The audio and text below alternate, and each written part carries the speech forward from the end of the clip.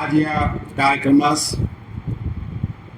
मंचावर उपस्थित या कार्यक्रमाचे प्रमुख अतिथी माननीय आमदार श्री योगेश तेलीकर साहेब, आमचे सहकारी जॉईंट सीपी श्री संजय दराटेजी, या परिसराचे पोलीस उपायुक्त श्रीमती लक्ष्मी शेवरकर मॅडम, आज प्रमुख अतिथी म्हणून उपस्थित जयंत येगडेकरजी, श्री श्रेणी कर्नावत यांचे सर्व प्रकल्पामध्ये मोठ्या प्रमाणात त्यांनी सर्व बांधकाम करून देणार आहे. मंचावर उपस्थित आमचे सहकारी एसीपी देसाई मॅडम, मंचावर उपस्थित सर्व लोकप्रतिनिधी, माननीय अतिथीगण आणि विशेष करून आज या परिसरात उपस्थित या भागाचे सर्व गणमान्य नागरिक, मी पुणे शहर पोलीस दलांचे वतीने आणि आपल्या सर्वांचे वतीने सर्वप्रथम श्री योगेश तेलीकरजी आणि त्यांचे पूर्ण टीमचे हार्दिक अभिनंदन करतो की त्यांनी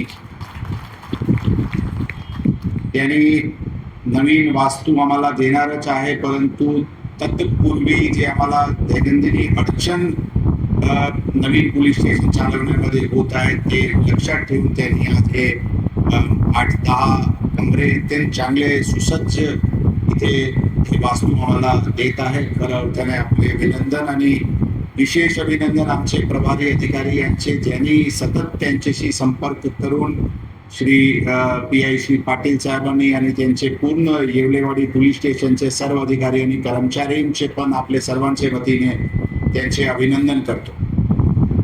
खऱ्या अर्थाने सर्वप्रथम 2 वर्षापूर्वी आमदार साहेब ज्यावेळी आम्ही आलो होतो शहरात 32 पोलीस स्टेशन आणि 1 सायबरमध्ये 33 पोलीस स्टेशन असायचे. आपण 6 नवीन पोलीस स्टेशन सांगितले. खरं 2 वर्षात शासनाने 12 नवीन पोलीस स्टेशन पुणे शहराला दिलेली आहे. या परिसरात भरपूर असे येवलेवाडी असतील, फुरसंगी असतील, मांजरी असतील, भरपूर या परिसरात इथे आंबेगाव नवीन पोलीस स्टेशन, नरहे नवीन पोलीस स्टेशन, तिथे लोहेगाव, तिथे लक्ष्मीनगर, असे एकूण 12 नवीन पोलीस स्टेशन शासनाने एका आयुक्तालयात दिलेली आहे. हे खरं आजपर्यंत महाराष्ट्रात कुठेही घडला नाही.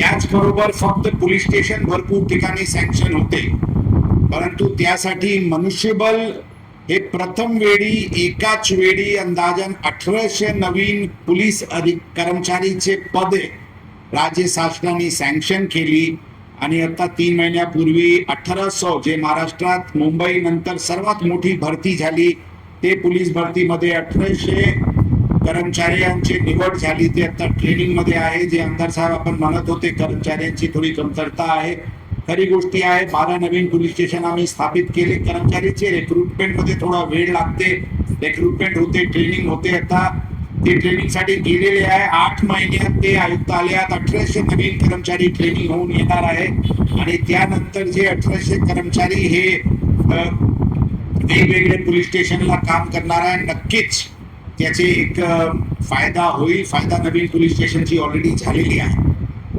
याचे व्यतिरिक्त राज्य शासनाने मागचे 2 वर्षात CCTV प्रकल्पसाठी जे साहेब बोधदेव घाट आणि अशा प्रकारचे 21 टेकडी होती, ते सर्व टेकडीला अत्याधुनिक AI based cameras, lighting, IP based speaker, अशा प्रकारचे सुसज्ज स्थिती आणि सगळे 21 टेकडी आता कव्हर झालेली आहे. CCTV प्रकल्पाने वेगवेगळे मॉडर्नायझेशन मध्ये राज्य शासनाने अंदाजन 2000 कोटी रुपये पुणे शहर पोलीस दलासाठी सँक्शन केलेले आहे आणि हे 12 नवीन पोलीस स्टेशन त्याचेच एक भाग आहे.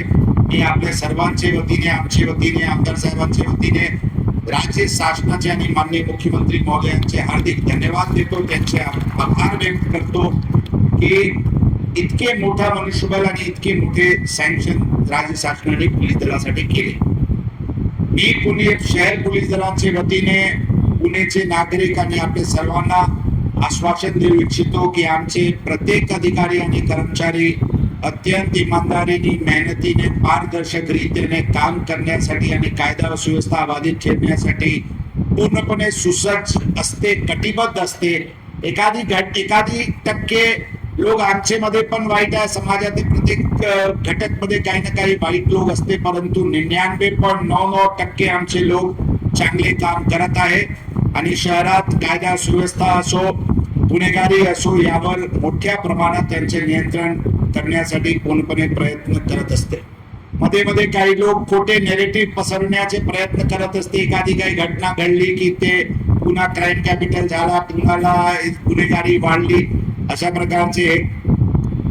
प्रकारचे नेरेटिव्ह पूर्णपणे 100% खोटा आहे. यामध्ये कोणत्याही प्रकारचे तथ्य नाही.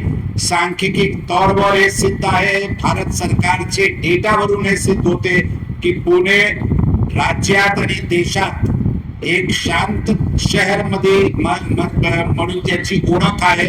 आणि तीच ओळख पुणे शहर पोलीस दलाचे अधिकारी आणि कर्मचारी आणि आपले सहकार्यांनी पुणे पण तसेच ठेवू हे आम्ही आपल्याला गवाही देतो. मध्ये काही आम्ही निर्णय शहराचे सुव्यवस्था साठी एक निर्णय घेतले की आता जे हॉकर बिझनेस आहे, जे फुटपाथवर चालणारे फूड स्टॉल्स आहे, पान टपरे आहे, जिथे लहान लहान मुले किंवा अँटी सोशल एलिमेंट गुन्हेगारी वृत्तीचे लोक रात्रभर उशिरा पण बसले असते. आम्ही निर्णय घेतले की अशा प्रकारचे हॉकर्सला 10 वाजताची महानगरपालिका परवानगी देते. याचे पल्लीकडे त्यांना चालता यायला नाही पाहिजे, जेणेकरून आम नागरिक शहरात शांततेत राहतील, शांततेत महिला त्यांचे कम्युटिंग करतील, येणे जाणे करतील. आणि अशा प्रकारचे निर्णय घेण्यात आला. त्याचे पण काही राजनीती झाली की आम्ही लॉकडाऊन, पुणे शहरात लॉकडाऊन लावले. अशा काही गोष्टी नव्हती. जे परमानंट स्थापना आहे, जे परमानंट रेस्टॉरंट आहे, परमानंट दुकान आहे, त्यांना 24 तास चालू ठेवण्याची मुभा राज्य शासनाने दिलेली आहे. त्याचे परिपत्रक इश्यू केलेले आहे. त्यावर 100% पोलीस दल कायम आहे. हे फक्त तात्पुरता स्थापना, जे पान टपरी आणि गैरकायदेशीर जे गतिविधी चालत होता, अशा प्रकारचे स्थापनाला बंद करण्याची निर्णय घेण्यात आलेली आहे. कोंढवाचे थानेदार साहेब इथे आहे, इंगलेवाडीचे थानेदार साहेब आहे. कृपया करून याचे 100% अंमलबजावणी करा. आता आमदार साहेब पण सांगत होते की त्याची एक चांगली इम्पॅक्ट दिसून येत आहे. रस्त्यावर जे अशा प्रकारचे वाईट प्रवृत्तीचे मुले बसायचे किंवा फिरायचे किंवा ट्रिपल सीटवर चालायचे, त्याचे परिणाम कमी दिसते. आणखी जोरात ते एन्फोर्स करा की डेलीचे चोर सिपाहीचे खेळ न खेळता ऑटोमॅटिक 10 वाजता असे प्रकारचे स्थापना बंद होतील. जे चांगले स्थापनेज आहे, जे फॅमिली रेस्टॉरंट आहे, फॅमिलीला येणे जाण्याची आहे, त्यांना पूर्णपणे संरक्षण आपण द्यावी अशी अपेक्षा व्यक्त करतो.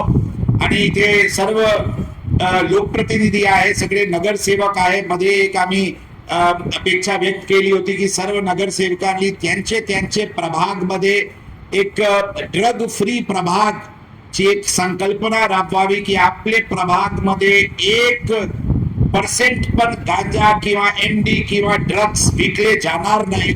याचे आपण एक ओनरशिप घ्या. पोलीस विभाग आपले सोबत भक्कमपणे उभे राहून एक नागरिकांचे सहकार्याने, नवीन जे युवक पिढी आहे त्यांचे सहकार्याने सगळे प्रभाग जर ड्रग मुक्त करता आला तर एक मोठी त्याचे फायदा एक जनरल सुव्यवस्थासाठी होईल.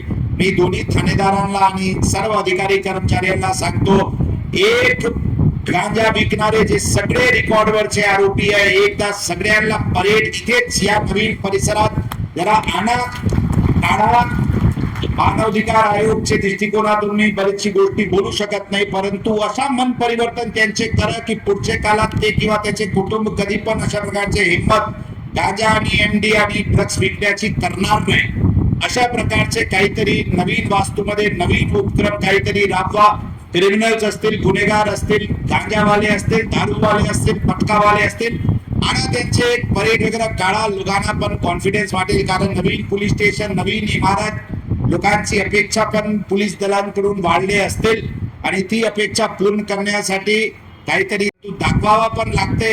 एक चांगली एक उपक्रम या भागात पाटील साहेब आपण येवलेवाडीला करणार आणि त्याचे चांगली इम्पॅक्ट क्रिएट होईल या दृष्टिकोनातून नक्की करू. डीसीपी मॅडम हे नवीन पोलीस स्टेशन स्थापित झालेली आहे. आता प्रत्येक पोलीस स्टेशनला जिथे 3-3 चौकी कमीत कमी होणे आवश्यक आहे. आपण या भागाचे लोकप्रतिनिधी यांच्याशी चर्चा करून येवलेवाडीला तर फक्त एकच चौकी आहे, तर आणखी काही 2 चौकी जर काही भागात स्थापित करायची गरज असतील तर तसे प्रस्ताव आमदार साहेब आम्ही नवीन पोलीस स्टेशन भेटलेले आहे. अरे खडी मशीन ऑलरेडी आहे ना. तर म्हणजे ऍव्हरेज मध्ये जे सगळे नवीन पोलीस स्टेशन झालेले आहेत त्या 3-3 चौकीचे आपण जे आहे ते आहे जे नवीन करायचे करून एक हे करा. आम्ही शासनाला ते प्रस्ताव पाठवू आणि नवीन चौकी पण स्थापित होईल.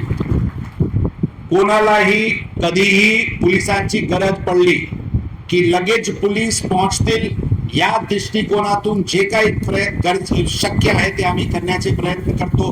डायल 112 एक अत्यंत मोठा उपक्रम शासनाने सुरू केलेली आहे आणि आपल्याला सांगून गर्व होतो की आता आज जे आमचे टाइम रिस्पॉन्स टाइम आहे कोणाचेही कॉल 112 वर आला की ऍव्हरेज मध्ये 7 मिनिटामध्ये आमचे पेट्रोलिंग मोटरसायकल तिथे पोहोचते.